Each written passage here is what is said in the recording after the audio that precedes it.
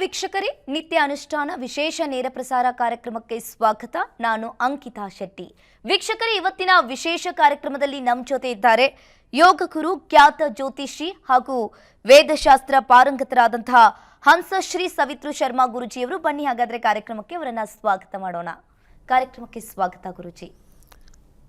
ಜ್ಞಾನಮೂರ್ತಿಂ ತಪೋನಿಷ್ಠಂ ಸಚ್ಚಿದಾನಂದ ವಿಗ್ರಹಂ ನಮಾಮಿತಂ ಸದಾ ಭಕ್ತ್ಯ ಬಾಲಕೇಶ್ವರ ಭಾರತೀಂ ಶ್ರೀಮಜ್ಜಗದ್ಗುರು ಶ್ರೀ ಶ್ರೀ ಶ್ರೀ ಸಚ್ಚಿದಾನಂದ ಬಾಲಕೇಶ್ವರ ಭಾರತೀ ಮಹಾಸ್ವಾಮಿನೇ ನಮಃ. ಜೈ ಗುರುದೇವ ದತ್ತ. ವೀಕ್ಷಕರೆಲ್ಲರಿಗೂ ಶುಭೋದಯ. ಎಲ್ಲರಿಗೂ ಭಗವಂತ ಸನ್ಮಂಗಳವನ್ನು ಉಂಟು ಮಾಡಲಿ. ಗುರುಜಿ, ಮೊದಲನೆಯದಾಗಿ ಯಾವ ನಕ್ಷತ್ರದಲ್ಲಿ ಹುಟ್ಟಿದ್ರೆ ಹೆಣ್ಣು ಮಕ್ಕಳಿಗೆ ದೋಷ ಪರಿಹಾರ ಮಾಡಬಹುದು ಗುರುಜಿ, ಇದ್ರ ಬಗ್ಗೆ ತಿಳಿಸ್ಕೊಡಿ. ಯಾವ ನಕ್ಷತ್ರದಲ್ಲಿ ಹೆಣ್ಣುಮಕ್ಕಳು ಹುಟ್ಟಿದ್ರೂ ದೋಷ, ಆ ಥರ ಎಲ್ಲೂ ಶಾಸ್ತ್ರದಲ್ಲಿ ಹೇಳಿಲ್ಲ. ಯಾವ ನಕ್ಷತ್ರದಲ್ಲಿ ಹುಟ್ಟಿದ್ರೂ ಬರೀ ನಕ್ಷತ್ರಾಧಾರಿತವಾಗಿ ದೋಷ ಅಂತಕ್ಕಂಥದ್ದು ಹೇಳಲಿಕ್ಕೆ ಬರೋದಿಲ್ಲ. ಇದು ಹಾಗೆ ನೋಡಿದರೆ ತಪ್ಪು ಪ್ರಶ್ನೆ ಆದೀತು. ಕೇಳ್ತಾ ಇರತಕ್ಕಂತಹ ಒಂದು ಧಾರೆಯನ್ನು ನೋಡಿದರೆ, ಪ್ರಶ್ನೆಯ ಧಾರೆಯನ್ನು ನೋಡಿದರೆ ಏನನ್ನಿಸುತ್ತೆ ಅಂತಂದರೆ, ಯಾವ ನಕ್ಷತ್ರದಲ್ಲಿ ಹೆಣ್ಣು ಮಕ್ಕಳು ಹುಟ್ಟಿದರೆ, ಹೆಣ್ಣು ಮಕ್ಕಳಂದ್ರೆ ಏನು ಅಂತಂದರೆ ಮದುವೆ ಗಂಡನ ಮನೆಗೆ ಹೊರಟೋಗೋರು ಅಂತ, ಗಂಡನ ಮನೆಗೆ ಏನಾದರೂ ದೋಷ ಬರುತ್ತಾ ಅಂತ, ಮತ್ತು ಹುಟ್ಟಿದ ಮನೆಗೆ ದೋಷ ಬರುತ್ತಾ ಅಂತ.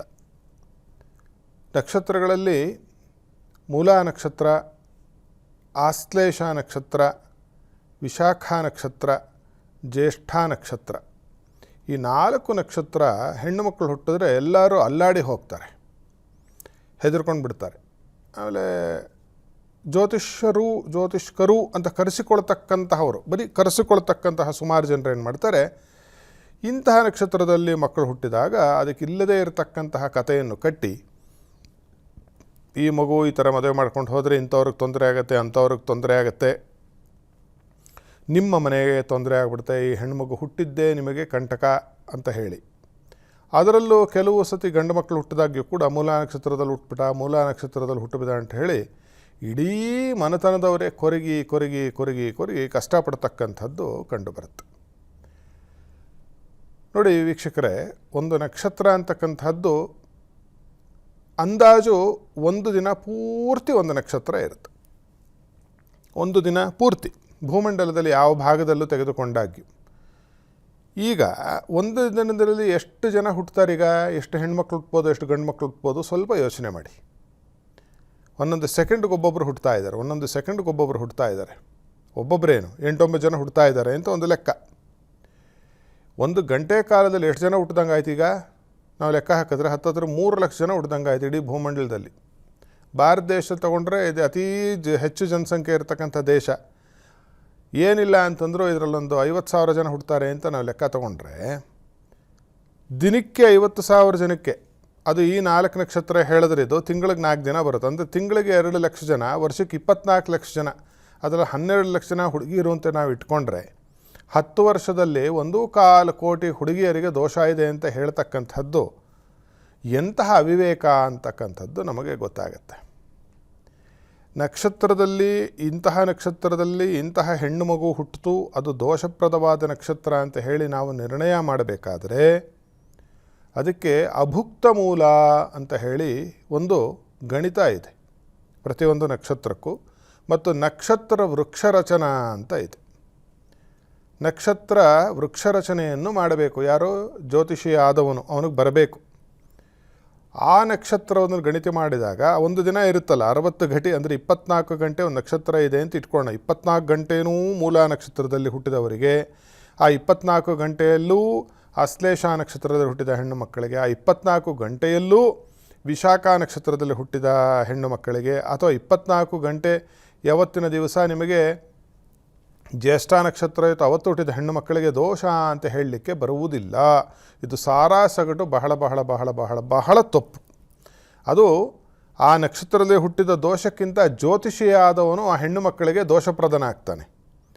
ಅವರ ಮದುವೆಗೆ, ಅವರ ಸಂಸಾರಕ್ಕೆ, ಅವರ ತಂದೆ ತಾಯಿಯ ಕುಟುಂಬಕ್ಕೂ ಬಹಳ ಕಂಟಕಪ್ರಾಯನಾಗ್ತಾನೆ. ಮಹಾದೋಷ ಬರುತ್ತೆ ಈ ಥರ ತಪ್ಪು ಜ್ಯೋತಿಷವನ್ನು ಬಾಯಿಗೆ ಬಂದಂಗೆ ಹೇಳಿದರೆ. ಅಷ್ಟು ಪಾಪಶೇಷ. ಅದೇನಾಗುತ್ತೆ ಅಂತಂದರೆ ನಿಟ್ಟುಸಿರು ತಟ್ಟುತ್ತೆ ಅಂತ ಹೇಳ್ತಾರೆ. ಹಳ್ಳಿ ಕಡೆ ಉಸಿರು ತಟ್ಟುಬಿಡ್ತು ಅಂತ, ಆ ಉಸಿರು ಖಂಡಿತ ಅವರಿಗೆ ತಟ್ಟುತ್ತೆ. ಜೋಪಾನವಾಗಿರಬೇಕು. ಹೇಗಂದ್ರೆ ಹೇಳಬಾರದು. ದೋಷ ಇದ್ದರೂ ಕೂಡ ಬಹಳ 10 ವಿಧದಲ್ಲಿ ಅದನ್ನು ನೋಡಿ ನಾವು ಹೇಳ್ತಕ್ಕಂಥದ್ದನ್ನು ನಾವು ಮಾಡಬೇಕು. ಈ ರೀತಿಯಾಗಿ ಅಭುಕ್ತ ಮೂಲದಲ್ಲಿ ಹುಟ್ಟಿದ ಹೆಣ್ಣು ಮಗುವಿಗೋ ಅದು ಎಲ್ಲೋ ಒಂದು ದಿನದಲ್ಲಿ ಒಂದು ಹೆಣ್ಣು ಮಗುವಿಗೋ ಅಥವಾ ಇಬ್ಬರಿಗೋ ಅದು ಅನ್ವಯ ಆಗಬಹುದು. ಮತ್ತು ನಕ್ಷತ್ರ ವೃಕ್ಷವನ್ನು ರಚನೆ ಮಾಡಿ ಅದು ಎಲ್ಲಿದೆ ಆ ನಕ್ಷತ್ರದ ಆ ಫಲ ಆ ಹುಟ್ಟಿದ ಸಮಯದಲ್ಲಿ ಅಂತ ನೋಡಿದಾಗ ಅಂಥವರಿಗೆ ಮಾತ್ರ ನಾವು ದೋಷವನ್ನು ಹೇಳಬೇಕು. ಬಿಟ್ಟರೆ ಆ ಇಡೀ ದಿವಸ ಹುಟ್ಟಿದವ್ರಿಗೆಲ್ಲನೂ ಮೂಲ ಇದು ನಡೀತಾ ಇದೆ. ನನ್ನಲ್ಲೇ ಸಾವಿರಾರು ಜಾತಕ ಇಟ್ಕೊಂಡು ಬರ್ತಾರೆ. ಮೂಲ ನಕ್ಷತ್ರ ಕರ್ಕ ಇದೆ, ಅದು ಆಶ್ಲೇಷ ನಕ್ಷತ್ರ, ವಿಶಾಖ ನಕ್ಷತ್ರ, ಜ್ಯೇಷ್ಠ ನಕ್ಷತ್ರದಲ್ಲಿ ಹುಟ್ಟಿದ ಹೆಣ್ಣು ಮಕ್ಕಳಿಗೆ ಮದುವೆ ಆಗ್ತಕ್ಕಂಥದ್ದು ಕಷ್ಟ. ಇದು ನಮ್ಮ ಸಮಾಜಕ್ಕೆ ಅಂಟಿರುವ ಒಂದು ದೊಡ್ಡ ಪಿಡುಗು. ಕುಜುದೋಷ ಊರವರೆಲ್ಲನೂ ನಿಮಗೆ ಜ್ಯೋತಿಷ್ಯ ಹೇಳೋರೆ. ರೇಡಿಯೋ ಜಾಕಿಗಳಿಂದ ಹಿಡಿದು ಶುರುವಾಗ್ಬಿಟ್ಟಿದೆ ಈಗ. ಇವ್ರಿಗೆ ಯಾರು ಪಾಠ ಮಾಡಿದ್ರು, ಇವ್ರು ಯಾರು ಗುರುಗಳು ನನಗಂತೂ ಗೊತ್ತಿಲ್ಲ. ನಾನು ಅವ್ರನ್ನ ದೂರ್ತಿಲ್ಲ.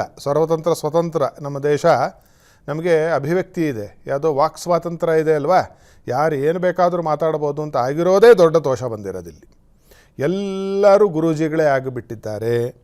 ಎಲ್ಲರೂ ಜ್ಯೋತಿಷ್ಯ ಹೇಳ್ತಾರೆ. ವಾಸ್ತು ಮೇಸ್ತ್ರಿ ನಿಮಗೆ ಏನು ವಾಸ್ತುವನ್ನು ಹೇಳ್ತಾನೆ. ಗಾರೆ ಕೆಲಸ ಮಾಡೋರು ನಿಮಗೆ ನಿಮ್ಮ ಮನೆಗೆ ಬಂದು ನೆಂಟರು ಅಕ್ಕಪಕ್ಕದ ಮನೆಯವರು ನಿಮಗೆ ವಾಸ್ತುವನ್ನು ಹೇಳ್ತಾರೆ. ಇಂತಹ ಒಂದು ನಾವು ಕೆಟ್ಟ ಒಂದು ಚಾಳಿಗೆ ಬಿದ್ದಿರೋದ್ರಿಂದ ಏನಾಗುತ್ತೆ ಅಂತಂದರೆ ಪಾಪ ಹೆಣ್ಣು ಮಕ್ಕಳಿಗೋ ಗಂಡು ಮಕ್ಕಳಿಗೆ ಯಾರಿಗಾದರೂ ಆಗಲಿ, ಹೆಣ್ಮಗು ಆದ್ರೇನು ಗಂಡು ಮಗು ಆದ್ರೂ ಮಕ್ಕಳೇ ಅಲ್ವೇ, ಅಂತಹ ಅವರಿಗೆ ಒಂದು ಹೆಸರಿಟ್ಟುಬಿಟ್ಟು ಈ ನಕ್ಷತ್ರ ದೋಷ ಅಂತ ಹೇಳಿಬಿಟ್ರೆ ಇದು ಊರಿಗೆಲ್ಲ ಹಬ್ಬಿಬಿಡುತ್ತೆ. ಈ ಹುಡುಗಿ ನಕ್ಷತ್ರ ಮೂಲ ನಕ್ಷತ್ರದಲ್ಲಿ ಹುಟ್ಟುಬಿಟ್ಟಿದ್ದಾಳಂತ್ರಿ, ಇಂಥವ್ರು ಸುರೇಶ್ ಅವ್ರ ಮಗಳು ಅಂತ ಹೇಳಿದ್ರೆ ಊರು ತುಂಬ ಇದನ್ನು ಪ್ರಚಾರ ಮಾಡಿ ಆ ಮಗುವಿಗೆ ಈಗ ಮಾವ ಇಲ್ಲದೆ ಇರೋ ಮನೆ ಅಂದ್ಬಿಟ್ಟು ಯಾವ ಹುಡುಗನಿಗೆ ತಂದೆ ಇರ್ತಾನೋ ಅವ್ರ ಮದುವೆನೇ ಆಗೋದಿಲ್ಲ. ಯಾಕೆಂದರೆ ಅವ್ರು ತಿಳಿದಿರೋರಿಗೆ ತೋರಿಸ್ತಾರೆ, ಹೋಗ್ಬಿಟ್ಟು ಪುರೋಹಿತರಿಗೂ ತೋರಿಸ್ತಕ್ಕಂತಹ ಒಂದು ಪದ್ಧತಿಯು ಕೂಡ ನಮ್ಮಲ್ಲಿ. ಯಾರ ಮನೆಗೆ ವ್ರತ ಕಥೆ ಮಾಡ್ಸೋಕ್ಕೆ ಬರ್ತಾರೋ ಪುರೋಹಿತರೆಲ್ಲರಿಗೂ ಜ್ಯೋತಿಷ್ಯ ಬರುತ್ತಾ ಇಲ್ವಾ ಅಂತಕ್ಕಂಥದ್ದನ್ನು ತಾವು ಯೋಚನೆ ಮಾಡಬೇಕು. ಅವ್ರಿಗೆ ಎಷ್ಟರ ಮಟ್ಟಿಗೆ ಜ್ಯೋತಿಷ್ಯ ಬರುತ್ತೆ, ಅವ್ರು ಎಷ್ಟು ಅಧ್ಯಯನವನ್ನು ಮಾಡಿದ್ದಾರೆ ಜ್ಯೋತಿಷ್ಯವನ್ನು ಅಂತ ಹೇಳಿ. ಪೂಜೆ ಮಾಡೋರಿಗೆ ಜ್ಯೋತಿಷ್ಯ ಬರುತ್ತಾ, ಜ್ಯೋತಿಷ್ಯ ಮಾಡೋರಿಗೆ ಪೂಜೆ ಬರುತ್ತಾ, ಇವನ್ನು ನೀವು ಮಹಾಜನರು ನಿರ್ಣಯ ಮಾಡಬೇಕು. ನೀವು ಹೇಳಿದವ್ರ ದೋಷಕ್ಕಿಂತ ನೀವು ಕೇಳಿದವ್ರ ದೋಷ ಹೆಚ್ಚು. ಯಾರು ಸಿಕ್ಕರೆ ಅವರನ್ನು ಕೇಳ್ತಕ್ಕಂತಹ ಪ್ರತೀತಿಯು ಸಮಾಜದಲ್ಲಿ ಬೆಳವಣಿಗೆಗೆ ಬಂದಿರುವುದರಿಂದ ಸುಲಭವಾಗಿ ನಮಗೆ ದುಡ್ಡು ಕಾಸು ಖರ್ಚಿಲ್ಲದೆ ನಮಗೆಲ್ಲ ಆಗುತ್ತೋ ಅಲ್ಲಿ ಹೋಗ್ತಾ ಇರ್ತೀವಿ. ಇದರಿಂದ ಏನಾಗುತ್ತೆ ಅಂತಂದರೆ ನಿಮ್ಮ ಮಕ್ಕಳಿಗೆ ನಾಳೆ ತೊಂದರೆ ಆಗುತ್ತೆ. ಯಾಕೆ ಅಂತಂದರೆ ಈ ಥರ ಸುಳ್ಳು ಜ್ಯೋತಿಷ್ಯ, ತಪ್ಪು ಜ್ಯೋತಿಷ್ಯವನ್ನು ಹೇಳಿಸಿಕೊಂಡು. ಆದ್ದರಿಂದ ಈ ಮೂಲ ನಕ್ಷತ್ರ, ಎರಡನೆಯದು ಆಶ್ಲೇಷ ನಕ್ಷತ್ರ, ಮೂರನೆಯದ್ದು ವಿಶಾಖ ನಕ್ಷತ್ರ, ನಾಲ್ಕನೆಯದ್ದು ಜ್ಯೇಷ್ಠ ನಕ್ಷತ್ರ. ಮೂಲ ನಕ್ಷತ್ರದಲ್ಲಿ ಹುಟ್ಟಿದ ಹೆಣ್ಣು ಮಗುವಿಗೆ ಮಾವ ಇರಬಾರ್ದು ಅಂತಕ್ಕಂಥದ್ದು ಒಂದು ಇದೆ. ಅಂತರ ಹೇಳ್ತೇನೆ ಇದಕ್ಕೆ ಬೇರೆ ಏನೇನಿದೆ ಅಂಥೇಳಿ. ಎರಡನೆಯದ್ದು ಆಶ್ಲೇಷ ನಕ್ಷತ್ರದಲ್ಲಿ ಹೆಣ್ಣು ಮಗು ಹುಟ್ಟಿದರೆ ಅತ್ತೆ ಇರಬಾರ್ದು ಅಂತ, ಗಂಡನ ತಾಯಿ ಇರಬಾರ್ದಂತೆ, ತಾಯಿ ಇಲ್ಲದೆ ಇರೋವನ್ನೇ ಮದುವೆ ಆಗಬೇಕಂತ ಹುಡುಗಿ. ವಿಶಾಖ ನಕ್ಷತ್ರದಲ್ಲಿ ಮದುವೆ ಆದರೆ ಆ ಹುಡುಗನಿಗೆ ತಮ್ಮಂದಿರು ಇರಬಾರ್ದು, ಮೈದುನರು ಇರಬಾರ್ದು. ತಮ್ಮಂದಿರಿಲ್ಲದೆ ಇರತಕ್ಕಂಥ ಹುಡುಗ ಮದುವೆ ಆಗಬೇಕು ಆ ಹುಡುಗಿನ. ಜ್ಯೇಷ್ಠ ನಕ್ಷತ್ರದಲ್ಲಿ ಹುಟ್ಟಿದ ಹುಡುಗಿ ಅಣ್ಣ ಇಲ್ಲದೆ ಇರತಕ್ಕಂತಹ ಒಂದು ಹುಡುಗನನ್ನು ಮದುವೆ ಆಗಬೇಕು. ಇವನೇ ಎಲ್ಲರಿಗಿನ್ನ ದೊಡ್ಡವನಾಗಿರಬೇಕು. ಈ ಥರದ ಒಂದು ಬಹಳ ತಪ್ಪು ವಿಚಾರಧಾರೆಗಳು ನಮ್ಮ ಸಮಾಜದಲ್ಲಿ ಮನೆ ಮಾಡಿಬಿಟ್ಟಿದೆ. ನಾನು ಆಗಲೇ ಹೇಳಿದ ಹಾಗೆ ಒಂದು ದಿನ ಪೂರ್ತಿ ನಕ್ಷತ್ರ ಇರುತ್ತೆ. ಮೂಲ ನಕ್ಷತ್ರದಲ್ಲಿ ಒಂದು ಮಗು ಹುಟ್ಟಿತು ಅಂದ ಕ್ಷಣಕ್ಕೆ ಆ ಹುಡುಗಿಗೆ ಮಾವ ಇಲ್ಲದೆ ಇರೋ ಮನೆಗೆ ಕೊಡಬೇಕು ಅಂತ ಏನೂ ಇಲ್ಲ. ಅಲ್ಲಿ ನಾವು ಏನು ಹೇಳ್ತೀವಿ ಅಂತಂದರೆ, ನಮಗೆ ಸಹೋದ್ಯ ಸ್ಥಾನ ಅಥವಾ ಸಹಜ ಸ್ಥಾನ ಅಂತಕ್ಕಂತಹ ಜಾತಕದಲ್ಲಿ ಆ ಮನೆಯಲ್ಲಿ ಪಾಪಗ್ರಹಗಳು ಇದ್ದು ಆ ಹುಡುಗಿ ಮದುವೆ ಆದ ನಂತರದಲ್ಲಿ ಒಂದು 30-40 ವರ್ಷದೊಳಗೆ ಅಂತಹ ದಶಾಭುಕ್ತಿ ಬಂದರೆ ಮತ್ತು ಆ ಯಾವ ಮೂಲ ನಕ್ಷತ್ರದ ಒಂದು ಅಭುಕ್ತ ಮೂಲ ವೃಕ್ಷವನ್ನು ರಚನೆ ಮಾಡಿದಾಗ ಅಲ್ಲಿ ದೋಷ ಕಂಡು ಬಂದರೆ ಮಾತ್ರ ಹೇಳಬೇಕು, ಮಾವ ಇಲ್ಲದೆ ಇರೋ ಮನೆಗೆ ನೀವು ನಿಮ್ಮ ಮಗಳನ್ನು ಮದುವೆ ಮಾಡಿಸ್ಕೊಟ್ರೆ ಒಳ್ಳೆಯದು ಅಂತ. ಅನ್ಯಥಾ ಹೇಳಬಾರ್ದು. ಅದು ಲಕ್ಷಕ್ಕೆ 3 ಜಾತಕ ಸಿಕ್ಕಿತು, 4 ಜಾತಕ ಸಿಕ್ಕಿತು. ಇಲ್ಲಿವರೆಗೂ ನನ್ನ ಸರ್ವೀಸಲ್ಲಿ ನಾನು ಹತ್ತತ್ರ 35,000 ಜಾತಕ ನೋಡಿದ್ದೀನಿ. ನಾನು ಆ 35,000 ಜಾತಕದಲ್ಲಿ ನಾನು ಎದೆ ತಟ್ಟು ಹೇಳ್ತೀನಿ, ಇವತ್ತವರೆಗೊಬ್ಬರಿಗೆ ಹೇಳಿಲ್ಲ ನಾನು ಮಾವ ಇಲ್ಲದೆ ಇರೋ ಮನೆಗೆ ನಿಮ್ಮ ಮಗಳನ್ನು ಕೊಡಿ ಅಂತ. ಮೂಲ ನಕ್ಷತ್ರದಲ್ಲಿರೋರಿಗೆ 100 ಜನರಿಗೆ ನಾನೇ ಜಾತಕ ನೋಡಿ ಮದುವೆ ಮಾಡಿಸಿದ್ದೀನಿ. ಅವ್ರ ಮಾವ ಕಲ್ಗುಂಡು ಥರ ಇದ್ದಾರೆ, ಏನೂ ಆಗಿಲ್ಲ ಅವ್ರಿಗೆ. ಅದೇ ರೀತಿಯಾಗಿ ಆಶ್ಲೇಷ ನಕ್ಷತ್ರದಲ್ಲಿ ಹುಟ್ಟಿದ ಹೆಣ್ಣು ಮಗುವಿಗೆ ಅತ್ತೆ ಇಲ್ಲದೆ ಇರೋ ಮನೆ ಮತ್ತು ಅದೇ ರೀತಿಯಲ್ಲಿ ಅದರಲ್ಲೂ ಕೂಡ ನಕ್ಷತ್ರ ವೃಕ್ಷವನ್ನು ರಚನೆ ಮಾಡಿ ನೋಡಬೇಕು. ಮತ್ತು ಆ ಹುಡುಗಿಯ ಜಾತಕದಲ್ಲಿ ಅಂಬರ ಅಂತ ಹೇಳ್ತೀವಿ, ಅಂಬರ ಭಾವದಲ್ಲಿ ಪಾಪಗ್ರಹ ಇರಬಾರ್ದು. ಆ ದಶಾಭುಕ್ತಿ ಮದುವೆ ಆದ ಒಂದು 20-30 ವರ್ಷಗಳು ಬರಬಾರ್ದು. ಆ ಥರ ಇದ್ದರೆ ಮಾತ್ರ ಅತ್ತೆಯನ್ನು ಕಳೆದುಕೊಳ್ಳಬಹುದಾಗಿರ್ತಕ್ಕಂತಹ ಒಂದು ಯೋಗ. ಯಾರು? ಆಶ್ಲೇಷ ನಕ್ಷತ್ರ ಹುಟ್ಟಿದ ಹೆಣ್ಣು ಮಕ್ಕಳಿಗೆ. ಮೂರನೇದು ವಿಶಾಖ ನಕ್ಷತ್ರ. ವಿಶಾಖ ನಕ್ಷತ್ರ ಅದೇ ಥರ ನಕ್ಷತ್ರ ವೃಕ್ಷವನ್ನು ರಚನೆ ಮಾಡಿ ಆ ಒಂದು ತೊಂದರೆ ಇರತಕ್ಕಂತಹ ಸಂಧಿಯಲ್ಲಿ ಆ ಮಗು ಹುಟ್ಟಿದೆಯಾ, ಹೆಣ್ಣು ಮಗು ಹುಟ್ಟಿದೆಯಾ ಅಂತಕ್ಕಂಥದ್ದು ಒಂದು. ಎರಡನೆಯದು ಆ ಮಗುವಿನ ತಪೋಭಾವದಲ್ಲಿ ಪಾಪಗ್ರಹಗಳು ಮತ್ತು ಮದುವೆ ಆದ ಒಂದು 30-40 ವರ್ಷದ ಅಂತರದಲ್ಲಿ ಕೆಟ್ಟ ದಶಾಭುಕ್ತಿಗಳು ಬಂದಾಗ ಛಿದ್ರ ದಶೆಗಳು ಅಂತ ಹೇಳ್ತೀವಿ, ತಪೋಭಾವಕ್ಕೆ ಸಂಬಂಧಪಟ್ಟ ಹಾಗೆ. ಅದು ಬಂದರೆ ಮೈದನ್ನರಿಗೆ ತೊಂದರೆ ಆಗಬಹುದು, ಪ್ರಾಣನೇ ಹೋಗುತ್ತೆ ಅಂತ ಹೇಳಕ್ಕೆ ಬರಲ್ಲ. ನಾಲ್ಕನೆಯದ್ದು ಜ್ಯೇಷ್ಠ ನಕ್ಷತ್ರ, ಭಾವ ಇಲ್ಲದೆ ಇರೋದು. ಅದರಲ್ಲೂ ಅದೇ ರೀತಿಯಾಗಿ ನಕ್ಷತ್ರ ವೃಕ್ಷವನ್ನು ರಚನೆ ಮಾಡಬೇಕು. ಅಲ್ಲೂ ಕೆಟ್ಟ ಗಳಿಗೆಯಲ್ಲಿ ಕೆಟ್ಟ ಒಂದು ಆ ನಕ್ಷತ್ರದಲ್ಲಿ ಇತ್ಯಾದಿಗಳಿದೆ, ಅದಕ್ಕೆಲ್ಲ ದುರಿತಾಂಶ ಅಂತ ಹೇಳ್ತೀವಿ ಮತ್ತು ವಿಷಗಟಿ ಅಂತ ಹೇಳ್ತೀವಿ, ಅವೆಲ್ಲ ನೋಡಬೇಕು. ಮತ್ತು ನಕ್ಷತ್ರ ವೃಕ್ಷವನ್ನು ನೋಡಬೇಕು. ಮತ್ತು ಆ ಮಗುವಿನ ಮಂತ್ರಸ್ಥಾನದಲ್ಲಿ ಪಾಪಗ್ರಹಗಳಿರಬಾರ್ದು, ದಶಾಭುಕ್ತಿ ಬರಬಾರ್ದು, ಆಗ ಭಾವನೆಗೆ ತೊಂದರೆ. ಈಗ ಇನ್ನೊಂದು ತಿರುಗಿಸಿ ನಾನು ನಿಮ್ಮನ್ನೊಂದು ಪ್ರಶ್ನೆ ಕೇಳ್ತೀನಿ. ಈಗ ಯಾರದೋ ಒಬ್ಬರು ಮನೆಯಲ್ಲಿ ಇರ್ತಾರೆ, ರಾಮ ಅನ್ನೋ ಹುಡುಗನಿಗೆ ಒಬ್ಬ ಅಪ್ಪ, ದಶರಥ ಅಂತಕ್ಕಂತಹ ಅಪ್ಪ ಇರ್ತಾನೆ ಅಂತ ತಿಳ್ಕೊಳ್ಳೋಣ. ಈಗ ದಶರಥ ಅನ್ನೋರ ಜಾತಕದಲ್ಲಿ ಆಯುಷ್ಯ ಒಂದು 90 ವರ್ಷ ಬರೆದಿದೆ ಅಂತ ಇಟ್ಕೊಳ್ಳಿ. ಯಾವುದೊಂದು ಮೂಲ ನಕ್ಷತ್ರದ ಹುಡುಗಿಯನ್ನು ತಂದು ಈಗ ರಾಮ ಅಂತಕ್ಕಂಥ ಹುಡುಗನಿಗೆ ಮದುವೆ ಮಾಡ್ತಾರೆ. ಮದುವೆ ಮಾಡಿಸಿದ 6 ತಿಂಗಳಿಗೀಗ ದಶರಥ ಅಂತಕ್ಕಂತಹ ರಾಮನ ಅಪ್ಪ ತೀರಿ ಹೋಗಿಬಿಟ್ರೆ ದಶರಥ ಅಂತಕ್ಕಂತಹ ಇವರ ವೈಯಕ್ತಿಕ ಜಾತಕಕ್ಕೆ ಬೆಲೆ ಏನು ಬಂತು? ಆಯುಷ್ಯ 90 ವರ್ಷ ಇತ್ತಲ್ಲ ಅಲ್ಲಿ. ಈ ಹುಡುಗಿ ಬಂದಾಕ್ಷಣಕ್ಕೆ ಅವ್ರು ಸತ್ತೋಗ್ತಾರೇನು?